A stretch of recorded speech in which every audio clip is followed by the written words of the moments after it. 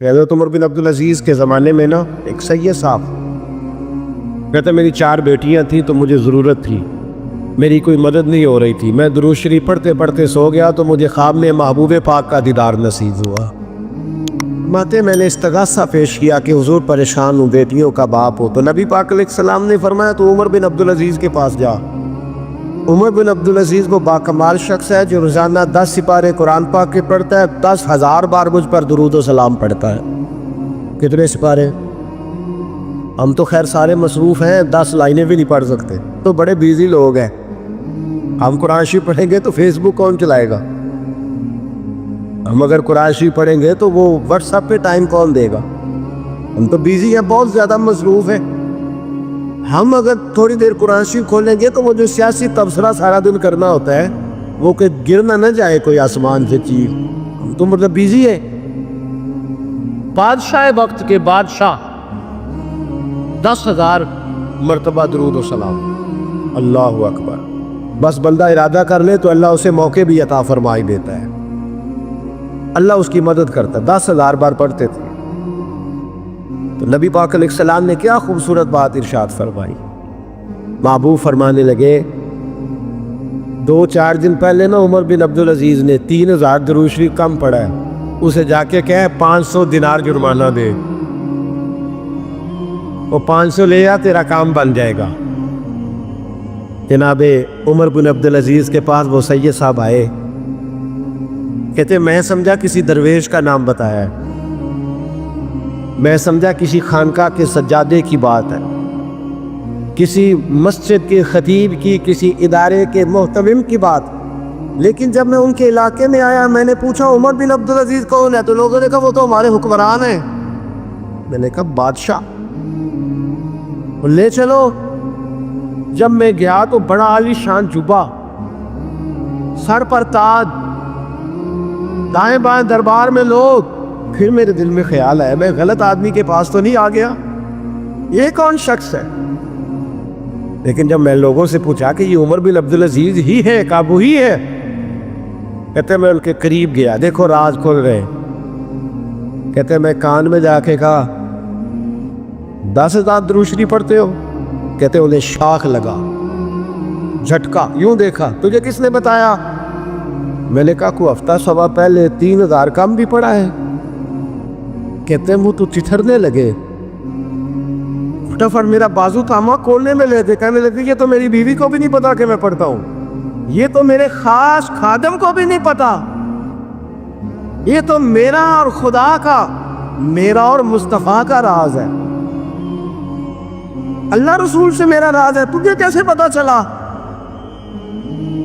کہتے ہیں سید صاحب کہتے ہیں میں نے ان سے کہا کہ جن کے ساتھ آپ کا راز ہے مجھے انہوں نے ہی بتایا ہے، رازدار میں ہی بتایا ہے، اور محبوب نے فرمایا میں سید ہوں، مجھے گھر میں ضرورت تھی، صدقہ زکوٰۃ لے نہیں سکتا، مجھے حضور نے کہا جا اسے کہا تجھے 500 دینار دے۔ کم پڑھا درود شریف؟ تو کہتے ہیں حضرت عمر بن عبدالعزیز ایک ستون کے پاس چلے گئے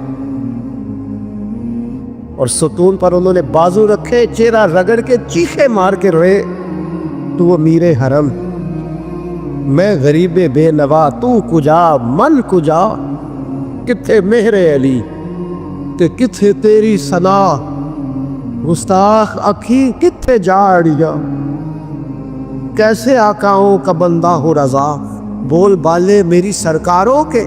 رونے لگے، اتنا روئے کہ ان کی طرف سے میں بھی رونے لگا۔ فرماتے ہو میرے اندر بات تھی کہ یہ درویش ہونا چاہیے تھا، یہ ماجرا کیا ہے؟ فرماتے جناب عمر بن عبدالعزیز جب کچھ ٹھنڈے ہوئے نا طبیعت ان کی، تو بازو سے پکڑ کے مجھے ایک حجرے میں لے گئے، اس کمرے کی طرف سارا محل سارا دربار گزر گیا، اینڈ پہ ایک حجرا آیا، باہر بڑا خوبصورت اس کے اچھا دروازہ بنا ہوا ہے، قیمتی، لیکن فرماتے ہیں جب کھول کے اندر گئے تو اندر کچا مکان، ایک مٹکا، 2 پیالے مٹی کے، کچھ بڑے بڑے سامان پڑے ہوئے، رسیاں پڑی ہوئی ہے، سینے کا سامان ہے، کھجور کی چھال پڑی ہے، کچھ ٹوپیاں پڑی۔ جناب عمر بن عبدالعزیز نے چٹائی اٹھائی، چٹائی سے 500 دینار نکالے اور مجھے دیے، اور کہتے ہیں جب انہوں نے اوپر سے جبہ اتارا تو نیچے سے پھٹا پرانا لباس نکل آیا. اوپر سے جب انہوں نے وہ اتارا تاج تو کھجور کی چھال کی پرانی ٹوپی نکلی. تو میں نے کہا حضور یہ کیا ہے سارا کچھ؟ تو رو پڑے, کہنے لگے اب تجھے رازداروں نے بتایا ہے تو میں کیوں نہ بتاؤں, اب تجھے انہوں نے بتایا ہے جو رازدار تھے تو میں کیوں نہ بتاؤں. فرمانے لگے یہ جو میں نے اوپر لباس پہنا ہوا ہے نا یہ بندوں کو دکھانے کے لیے, اور یہ جو میں نے اندر پہنا ہوا ہے یہ رب کریم کو دکھانے کے لیے. باہر اگر میں حکومت نہ سنبھالوں اور اس طرح نہ بیٹھوں تو انصاف کون قائم کرے. فرمانے لگے اللہ کی قسم 10 روپے بھی کبھی مال خزانہ سے نہیں لیے. میں رات جب فارغ ہوتا ہوں تو میں اور میری بیوی یہاں آ کے بیٹھتے ہیں. وہ بچوں کے پاس بیٹھ کے ٹوپیاں سیتی ہے تو میں یہاں بیٹھ کے ٹوپیاں سیتا ہوں. ٹوپیاں سیتا رہتا ہوں, مصطفیٰ پر درود و سلام پڑھتا رہتا ہوں, چٹائیاں بناتا رہتا ہوں, بیچتا رہتا ہوں. اور فرمانے لگے تھوڑے تھوڑے کر کے نا میں نے پیسے رکھے تھے. خیال تھا کہ کوئی غریب آئے گا تو مدد کروں گا, خیال تھا کہ اگر ارادہ بنا تو آج پہ جاؤں گا. مجھے کیا خبر تھی کہ میرے یہ پیسے اتنے نصیبوں والے ہیں کہ میں اپنے نبی کے حکم سے خرچ کروں گا. اپنے محبوب کے کہنے پر اتنے میرے نصیب, اتنا میرا مرتبہ اور مقام. میرے عزیزو, ان لوگوں کے جب راز کھلیں گے, ان لوگوں کے جب راز کھلیں, ان لوگوں کے جب راز کھلیں گے تو انہیں اللہ بڑے درجے عطا فرمائے گا, ان کو اللہ بڑے مرتبے اور بڑے مقام عطا فرمائے. ان پر اللہ تبارک و تعالیٰ کی خاص رحمتیں ہو. وہ لوگ جنہوں نے نام و نمود نہیں بنایا, چھپ چھپا کے دین کی نوکریاں کرتے رہے, کونے میں ہو کر کام کرتے رہے, انہیں اللہ جب اجر دے گا تو بڑا دے گا. میرے رسول کریم صلی اللہ تعالیٰ علیہ وآلہ وسلم ہجرت سے چند دن پہلے نا خانہ کعبہ کو اندر سے دیکھنے کا دل کیا میرے نبی پاک کا. کیا مجھے مکہ چھوڑ کے مدینہ طیبہ جانا ہے تو میں ذرا کعبہ معظمہ کے اندر سے زیارت کر لوں. عثمان بن طلحہ ایک شخص تھا جو کلید بردار تھا, جس کے پاس خانہ کعبہ کی چابی ہوتی. حضور صلی اللہ تعالیٰ علیہ وسلم نے اس سے کہا کہ بھائی چابی ذرا دے دو, میں خانہ کعبہ کے اندر سے زیارت کرنا چاہتا ہوں. کہنے لگا کوئی اور ہوتا تو میں دے دیتا, آپ کو نہیں دوں گا. معاذ اللہ ثم معاذ اللہ. میرے رسول پاک کی بات نہ ستارے بھی مانتے ہیں, چاند بھی مانتا ہے, سورج بھی مانتا ہے. حضور اگر سورج کو کہنا واپس حضرت علی نے نماز پڑھنی ہے تو وہ آ جاتا ہے. اور اگر حضور فرما دے چاند کو 2 ٹکڑے ہو جا تو وہ 2 ٹکڑے ہو جاتا ہے. سورج بھی بات مانتا ہے, چاند بھی بات مانتا ہے. یہ سارے میرے رسول کریم علیہ السلام کے غلام ہیں. جہاں جہاں تک رب کریم کی خدائی ہے وہاں میرے حبیب کی مصطفیٰ ہے. حضور وہی چاہتے نا, وہی چاہتے. تو حضرت عمر اگر حکم دے تو زمین تیل واپس کر دیا, تو حضور حکم دیتے تو وہ کافر اندر دھنسا لیتی زمین. سارا کام اسی وقت ہو جاتا. لیکن حضور نے کیا فرمایا؟ عثمان بن طلحہ نے کہا نا کہ آپ کو چابی نہیں ملے گی. اللہ کے رسول نے فرمایا عثمان ایک وقت آئے گا جب یہ چابی تجھ سے میں لوں گا, اور جس کو میرا دل کرے گا میں اسے دوں گا. ایک وقت آئے گا کہ یہ میں تجھ سے لوں گا, اور پھر جس کو میرا دل چاہے گا میں اس کو وہ چابی دوں گا. میرے نبی کریم رؤوف رحیم سید عالم صلی اللہ علیہ وسلم نے وقت دیا. کتنا وقت لگا؟ 2 دن, 4 دن, 5 دن, 10 سال لگ گئے. حضور نے مکہ کو فتح کیا, حضور تشریف لائے. وہی چابی عثمان بن طلحہ کے پاس تھی. محبوب کریم نے بت توڑنے تھے, کعبہ کو ان سے پاک کرنا تھا. فرمایا لاؤ نا چابی کدھر ہے؟ عثمان کہتے ہیں حضور نے تو بات نہیں جتلائی, پر مجھے وہ لفظ یاد ہے کہ عثمان ایک وقت آئے گا, ایک سمجھیے گا بات کو, ایک وقت آئے گا جب چابی میں لوں گا, اور پھر جس کو میرا دل کرے گا میں اسے. پھر وقت آ گیا, پھر حضور نے چابی لے لی. پھر نبی پاک نے بت توڑے, پر قربان جاؤں مدینے والے محبوب کے طریقے پر. فدا ہو جائیں حضور علیہ الصلوۃ والسلام کے کمال درگزر پر. جب حضور فارغ ہوئے نا بیت اللہ کو صاف کر کے تو فرمایا کدھر ہے امیر عثمان بن طلحہ؟ وہ آئے تو حضور فرمانے لگے یہ چابی پہلے تیری خاندانی وراثت تھی، پھر میں نے اپنے وعدے کے مطابق لے لی، اب میں تمہیں واپس کر رہا ہوں، اب یہ چابی میں تمہیں واپس کر رہا ہوں، میں یہ چابی میں تمہیں دے رہا ہوں، لہذا اب تیری نسل سے بھی قیامت تک کوئی نہیں لے گا، میں تمہیں یہ چابی دے رہا ہوں۔ تو بھئی وقت کا انتظار کریں۔ اور عثمان بن طلحہ کہتے ہیں میں نے حضور کا یہ کمال کرم دیکھا تو میں کلمہ ہی پڑھ گیا، میں مسلمان ہی ہو گیا۔ وقت کو دیکھیں، وقت کا انتظار کریں، آنے والا ٹائم دیکھیں۔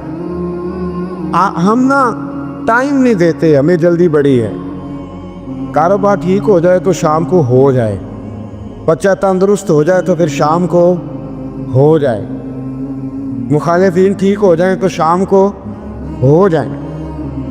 ہمارے سارے کام شام سے پہلے بلکہ جو ولی بننا چاہتا ہے وہ بھی کہتا ہے 1.25 گھنٹے میں بنا دو، لیٹ نہ کرو۔ کیونکہ بہت سارے تو کہتے ہیں ایک نظر کریں، میں نے کہا آپ کوئی عمل بھی کریں نا، آپ تھوڑی محنت بھی کریں نا، کہتے ایک نظر کریں۔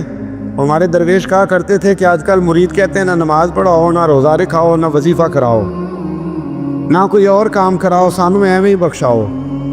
تو بھئی اللہ نے خود 5 نمازیں فرض کی، رمضان کے روزے فرض کیے، زکوٰۃ فرض۔ تو جب اللہ نے ذمہ داریاں لگائی ہیں تو پھر کون ہے جو بغیر ذمہ داریوں کے آگے جائے؟ تو اپنی زندگی میں چیزوں کو سمجھے، غور کریں، وقت آپ کو دینا ہے، اور جب آپ وقت دیتے ہیں تو بہت سارے معاملات ٹھیک ہو جاتے ہیں۔ حضرت عمار بن یاسر بڑا شروع میں کلمہ پڑھا، ان لوگوں نے بڑی تکلیفیں اٹھائیں جنہوں نے آغاز اسلام میں کلمہ پڑھا، حالات اور طرح کے۔ حضرت عمار بن یاسر رضی اللہ تعالیٰ عنہ فرماتے ہیں کہ بڑی تکلیف دیتے۔ حضرت عمار بن یاسر رضی اللہ تعالیٰ عنہ کی جو والدہ ہیں وہ اسلام کی پہلی شہیدہ ہے، حضرت سمیہ ان کا نام تھا، اسلام کی پہلی شہیدہ۔ ان کے زیر ناف ابو جہل نے نیزہ مار کے انہیں شہید کر دیا۔ حضرت عمار بن یاسر رضی اللہ تعالیٰ عنہ فرماتے کہ میرے والد کو اتنی تکلیفیں دی گئیں کہ وہ ان اذیتوں کی وجہ سے دنیا سے پردہ کر گئے۔ حضرت عمار بن یاسر کو خود کافر اتنا مارتے تھے کہ وہ اپنے حواس کھو بیٹھتے تھے اور ایسی باتیں کرتے تھے کہ سمجھ نہیں آتی تھی کہ یہ عمار بن یاسر بول رہے۔ اتنی سخت اذیت دیتے، اتنی سخت۔ دکھ قبول محمد بخشا، راضی رہن پیارے، دکھ قبول محمد بخشا، بس راضی رہن۔ اتنی تکلیف دیتے کہ حضرت عمار بن یاسر حواس کھو بیٹھتے، تکلیف میں آتے، بڑا سہا، بڑا برداشت کیا۔ ایک دن میرے رسول پاک تشریف لائے اور حضور نے کہا او آل یاسر میں تمہیں مبارک دینے آیا ہوں، رب کریم نے تمہارے لیے جنت میں مکان بنا دیے ہیں۔ حضور نے تمہارے لیے، اللہ نے تمہارے لیے جنت میں مکانات، تمہیں مبارک ہو، تمہاری اذیتیں، تمہاری تکلیفیں، تمہارے درد، تمہاری راتیں کام آ گئیں، مالک نے تمہارے لیے مکانات بنا دیے ہیں، حالات ٹھیک کر دیے ہیں، طبیعتوں میں بہتری آ گئی ہے۔ میرے محبوب کریم رؤوف الرحیم سید عالم نور مجسم شفیع معظم آقا دو عالم صلی اللہ تعالیٰ علیہ وسلم نے انہیں خوشخبری سنا دی۔ حضرت عمار کہتے ہیں پھر حالات بدلے، پھر میں نے جو مجھے اذیتیں دینے والے تھے میں نے انہیں گڑھوں میں گرتے دیکھا۔ آپ فرماتے ہیں ابو جہل کی لاش اٹھانے والا بھی بدر میں کوئی موجود نہ تھا، اور ابو لہب جو مجھے تکلیفیں دیتا تھا وہ مکے کے چوک میں مرا ہوا پڑا تھا، پر کوئی اس کے قریب جانے والا بھی موجود نہ تھا، کوئی نہیں تھا۔ آپ فرماتے ہیں وہ حالات بھی۔ حضرت عمار کا اپنا کیا حال ہوا؟ حضرت خالد بن ولید رضی اللہ تعالیٰ عنہ بڑے بہادر ہیں، حضور نے فرمایا یہ اللہ کی تلوار ہے، یہ اللہ کی، بڑے بہادر تھے، بڑے شیر دل تھے۔ فرماتے ہیں کبھی معذرت نہیں کرنی پڑی، کبھی جھکنا نہیں پڑا، کبھی کسی کی منت نہیں کی۔ اللہ نے طاقت اتنی عطا فرمائی تھی، ہمت، حوصلہ، صبر، استقامت اتنا دیا، کبھی کسی جگہ پشت نہیں لگی۔ لیکن فرماتے کسی وجہ سے نا ایک دن میرا عمار بن یاسر کے ساتھ کسی بات پہ اختلاف رائے ہو گیا، جھگڑا ہو گیا۔ توجہ ہے میری بات پر؟ حضرت عمار بن یاسر کہتے ہیں حضرت خالد بن ولید کے ساتھ، جناب خالد بن ولید کہتے ہیں میری ان کے ساتھ نا کسی بات میں اختلاف رائے ہو گیا، تو میں اب دلیر آدمی تھا، شیر آدمی تھا، کبھی جھکا نہیں تھا، کبھی کوئی معاملہ نہیں ہوا تھا، کبھی کوئی ایسی بات نہیں ہوئی تھی۔ آپ فرماتے ہیں جب رائے کا اختلاف ہو گیا نا، بات ذرا آگے بڑھ گئی تو نبی کریم صلی اللہ علیہ وسلم تک بات پہنچی، تو میرا یہ خیال تھا کہ حضور میری بھی سنیں گے، عمار بن یاسر کی بھی سنیں گے، پھر حضور کوئی فیصلہ کریں گے پر قربان جاؤں۔ وقت بدل گیا ہے نا، اب بہت بڑے چودھری ہیں، بڑے سردار ہیں، بڑے سپہ سالار ہیں حضرت خالد بن ولید، پر وقت بدل گیا۔ تو حضرت خالد بن ولید کہتے ہیں جب میں نے نبی کریم کی بارگاہ میں بات عرض کی، حضور تک بات پہنچی، تو میرے مصطفیٰ نے موٹی سی بات ارشاد فرمائی۔ رسول کریم فرمانے لگے بھئی بات مختصر سی ہے، جس نے عمار کو راضی کر لیا اس نے مجھے راضی کر لیا، اور جس نے اسے ناراض کیا اس نے مجھے ناراض کیا۔ فرماتے ہیں بس میری قیمت پڑ گئی، میرا قد اونچا ہو گیا۔ حضرت خالد بن ولید کہتے ہیں میں نے بھی کہا اب بات کیا کرنی ہے، اب تو گزارش ہی کرنی ہے، اب مدعا کیا سنانا ہے، اب تو بات کرنی ہے۔ فرماتے میں آگے بڑھا، اور جیسے بھی ہوا میں نے حضرت عمار بن یاسر کو راضی کیا۔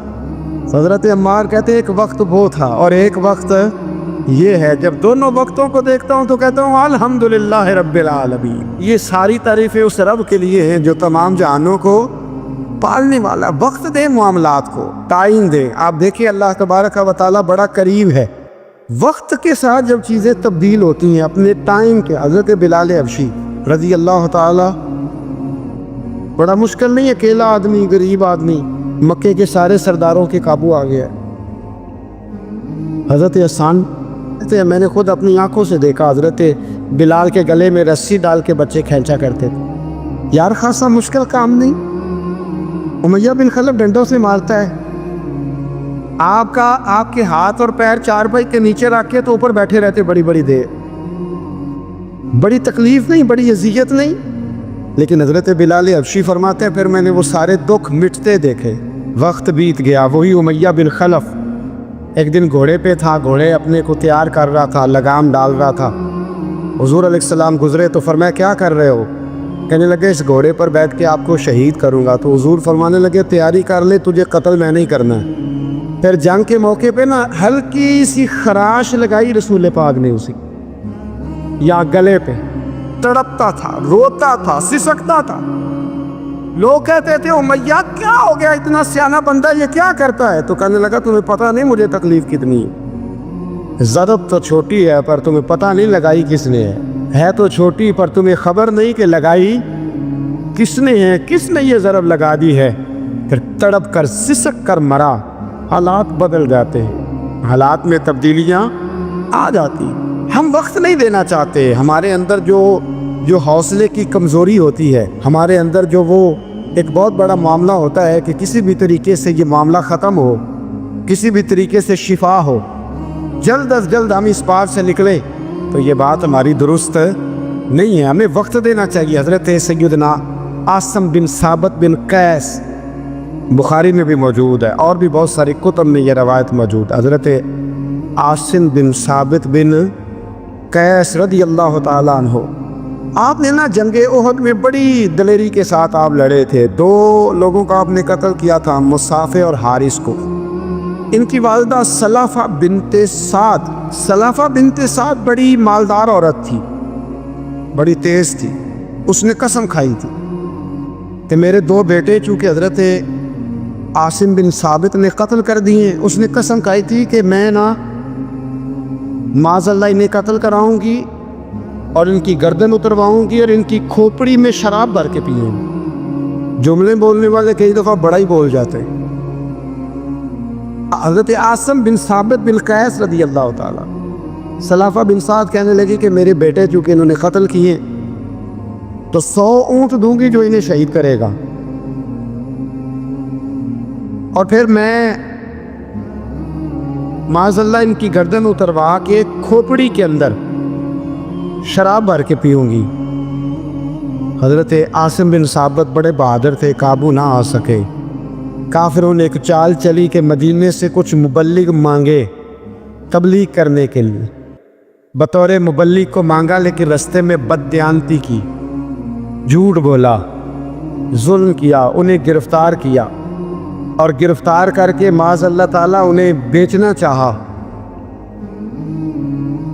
حضرت عاصم بن ثابت کہنے لگے میں میدان کا آدمی ہوں، میں قید ہونے سے لڑائی کرنے کو بہتر سمجھتا ہوں، میں کفار کا قیدی ہونے سے شہید ہونے کو فضیلت دوں گا۔ تلوار نکال لی، نیزے نکال لیے، لڑنے لگے۔ اب اکیلا آدمی اور سامنے درجنوں بیسیوں لڑنے والے، سب کا رخ جب انہی کی طرف ہوا، حضرت عاصم بن ثابت بن قیس رضی اللہ تعالیٰ عنہ سمجھنے لگے اب شہید ہو جاؤں گا، تو آپ نے ایک دعا مانگی، کہنے لگے اے اللہ میرے بدن کی حفاظت کرنا، اے اللہ میرے وجود کی حفاظت کرنا، گویا میری لاش کی یہ بے حرمتی نہ کرے، اللہ حفاظت کرنا۔ شہید کر دیے گئے۔ جیسے ہی آپ شہید ہوئے تو وہاں تو منت یہ تھی نا معاذ اللہ کے گلا کاٹیں گے اور معاذ اللہ کھوپڑی میں شراب پئیں گے۔ انہوں نے دعا کر دی یا اللہ حفاظت کرنا۔ آپ سب بھی دعا کریں یا اللہ ہماری حفاظت فرما، اے اللہ دنیا میں بھی حفاظت فرما، قبر میں بھی حفاظت فرما، حاسدوں سے، شریروں سے، مفسدوں سے، اے اللہ حفاظت کرنا۔ یہ دعا فرمائی۔ جب آپ شہید کر دیے گئے نا، لاش مبارک قریب تھی، تو کافر گردن کاٹنے کے لیے آگے بڑھے تو سینکڑوں کی تعداد میں شہد کی مکھیاں آ گئیں۔ انہوں نے گھیرا ڈال لیا سارے وجود کو۔ اب کتنی کو مکھیاں اڑائیں؟ ایک کو اڑاتے ہیں 10 اور آ جاتی ہیں، 2 کو اڑاتے ہیں 10 اور ان کا خیال تھا شاید وجود کاٹنے آئی ہیں۔ وہ چلے گئے، کہنے لگے شام کو جب مکھیاں چلی جائیں گی تو دوبارہ آئیں گے۔ لیکن جب مکھیاں اڑی تو انہوں نے وجود کو چھوا بھی نہیں تھا، انہوں نے وجود کی حفاظت کی، دعا مانگی تھی اے اللہ ان سے میری حفاظت فرما، مجھے ثابت قدم رکھ۔ مکھیوں نے وجود کو چھوا بھی نہیں۔ اور جب رات ہوئی تو نہ بادل تھے، نہ پانی تھا، نہ ہوا تھی، لیکن اللہ نے پانی بھیجا، بارش آئی، اور حضرت عاصم بن ثابت کی لاش کو بہا کے لے گئی، وجود بہا کے لے گئی۔ سویرے ڈھونڈتے رہے پر ان کا وجود کسی کو ملا۔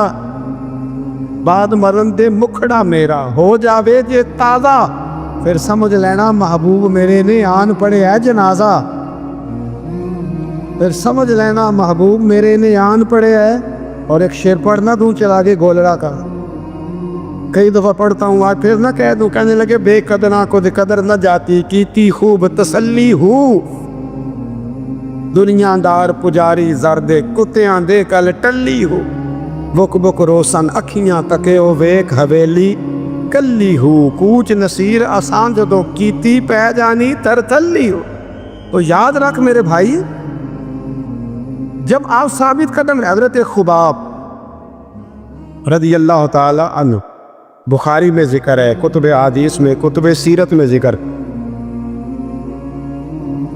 حضرت خباب رضی اللہ تعالیٰ عنہ نے اس وقت کلمہ پڑھا جب ابھی 5 لوگ کلمہ پڑھتے تھے، کل بندے السابقون الاولون۔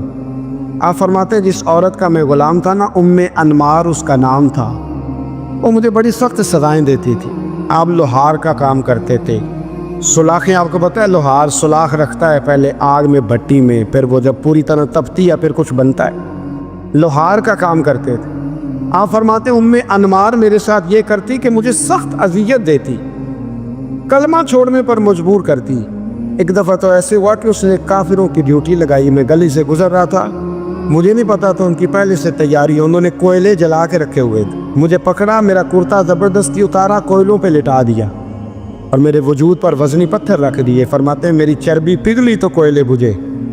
یہ شہادت گاہ الفت میں قدم رکھنا لوگ آسان سمجھتے ہیں مسلمان ہونا، زخم پہ زخم کھا کے جی، خون نے جگر کے گھونٹ پی، آہ نہ کر لبوں کو سی، یہ عشق ہے کو دل لگی نہیں، اس میں بڑی برداشت کرنی پڑتی ہے۔ آپ فرماتے ہیں کہ حضور علیہ السلام نہ خانہ کعبہ کی دیوار کے ساتھ ایک لگائے بیٹھے تھے، میں ایک دن حاضر، مجھے بڑی تکلیف دیتے تھے، کہتے ہیں جب میں کام کر رہا ہوتا تھا تو میری مالکن آتی تو وہ نکال کے نا سلاخ تو میرے سر پہ رکھ دیتی، میرا سارا وجود زخمی تھا۔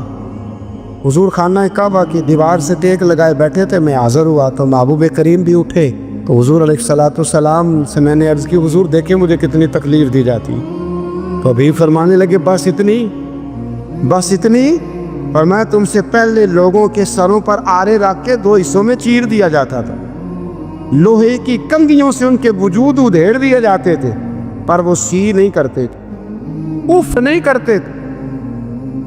میں خبردار بس کتنی۔ اور پھر میرے حضور نے ہاتھ اٹھائے، کہا اے اللہ خباب کی مدد فرما، اے اللہ خباب کی، اتنے لفظ ادا کی۔ حضرت خباب کہتے ہیں پھر میں نے وقت کو وقت دیا، پھر میں نے حالات کو وقت دیا، پھر میں نے اپنے محبوب کی دعا کو قبول ہوتے دیکھا۔ فرماتے ہیں وہ میری مالکن یہ مجھے تکلیف دیتی تھی، اذیت دیتی تھی، پر اس کا حال یہ تھا کہ اس کے سر میں درد اٹھا، اور جس طرح کتا چیختا ہے جب اسے مارا جاتا ہے تو وہ چلاتا ہے، اس طرح وہ آوازیں نکالتی۔ پھر وہ بہت بڑے طبیب کے پاس گئی تو اسے کسی نے کہا کہ لوہے کی سلاخوں سے اپنے سر کو دغوایا کر، داغ دیا کر، اسے جلایا کر جگہ جگہ سے، تاکہ تیرے اندر کا درد ختم ہو۔ تو آپ فرماتے ہیں پھر لوگوں میں نے صبر اور استقامت کا رزلٹ دیکھا کہ وہ جو مجھے بطور سزا میرے سر پہ سلاخیں رکھتی تھی، پھر وہ بطور دوائی منگانے لگی۔ میں سلاخ گرم کر کے لاتا، اس کے سر پہ رکھتا، فرماتے ہیں پھر اسے سکون ہوتا، پھر وہ تڑپتی، اور چونکہ مجھے تو وقت یاد تھا نا،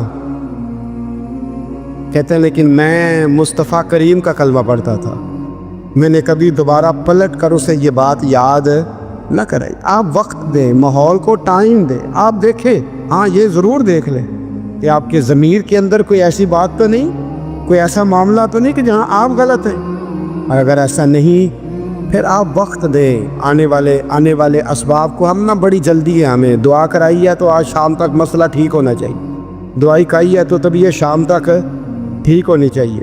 اگر ہم راہ حق کے مسافر ہیں تو شام کو ہمیں قرب الہی مل چکا ہو، حضور کی بارگاہ کے ہم حضوری ہو چکے ہیں، ایسا نہیں ہے۔ آپ وقت دیں، سفر کو جاری رکھیں، تسلسل کے ساتھ سفر کریں، سفر کے لیے جتنے اسباب کی ضرورت ہے وہ سارے اکٹھے کریں، محنت پوری کریں، جدوجہد پوری کریں، ہمت پوری کریں، لیکن پھر نتیجہ اپنے رب کریم پہ چھوڑ دیں، پھر رزلٹ اپنے اللہ۔ کئی دفعہ ہماری چاہت اور ہوتی ہے، اللہ کی حکمت اور ہو، تو اللہ کی حکمتوں پر بہت ساری چیزوں کو چھوڑے۔ دعا کرتا ہوں اللہ کے حضور اللہ ہمیں سمجھنے کی توفیق عطا فرمائے۔